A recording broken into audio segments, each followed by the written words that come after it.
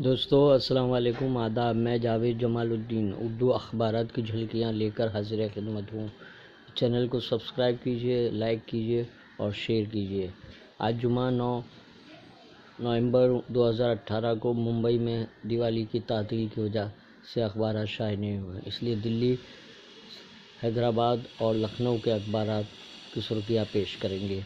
روزنامہ سیاست حیدرآباد نے بی جے پی سے دستور اور جمہوریت بچانے، اپوزیشن احتیاط ضروری۔ چندرا بابو نائیڈو کی تصویر دیوے گوڑا اور کمار سوامی کے ساتھ شائع کی ہے، جو کہ بنگلور میں ضمنی انتخابات میں کامیابی کا جشن منا رہے ہیں۔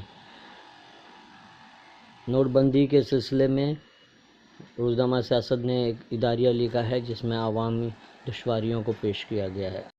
آر بی آئی کی ساکھ کو ناقابل تلافی نقصان پہنچ سکتا ہے۔ 1 لاکھ کروڑ روپے جاری کرنے کے لیے مرکزی بینک سے حکومت کا مطالبہ تشویشناک، پی چدمبرم کا بیان۔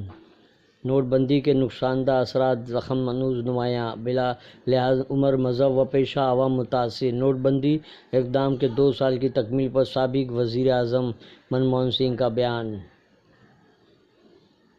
چھتیس گڑھ میں ماؤوادیوں کے حملے میں ایک بس کو دھماکے سے اڑا دیا گیا، ایک سی آئی ایس ایف جوان اور 4 شہری ہلاک۔ اندرون ایک ماہ حملے کا دوسرا واقعہ۔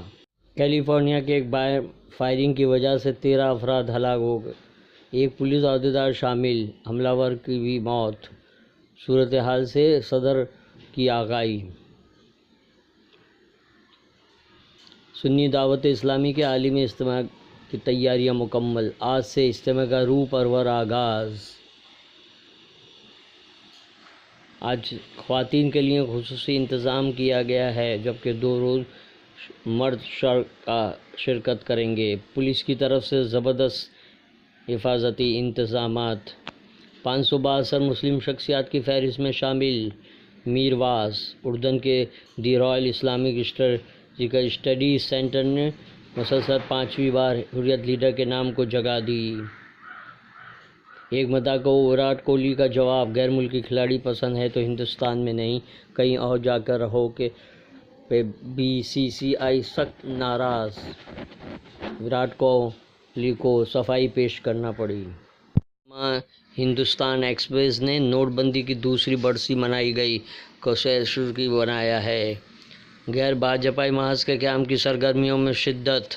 بنگلور سے اس خبر کو نمایاں طور پر صفحہ اول پر شائع کیا ہے۔ جرنیلیہ یاد کیے گئے۔ امروہہ میں پیدا ہونے اور کراچی میں مرنے والے زمانہ ساز شاعر نے 8 سال کی عمر میں پہلا شعر کہا تھا۔ روزنامہ صحافت نئی دہلی نے سپریم کورٹ کے حکم کی خلاف ورزی کر کے جم کر ہوئی آتش بازی۔ دہلی، این سی آر سمیت ملک کے دوسرے شہروں میں بھی رات بھر پٹاخے داغے گئے۔ چاند نظر نہیں آیا۔ عید میلاد النبی 21 نومبر کو منعقد ہوگی۔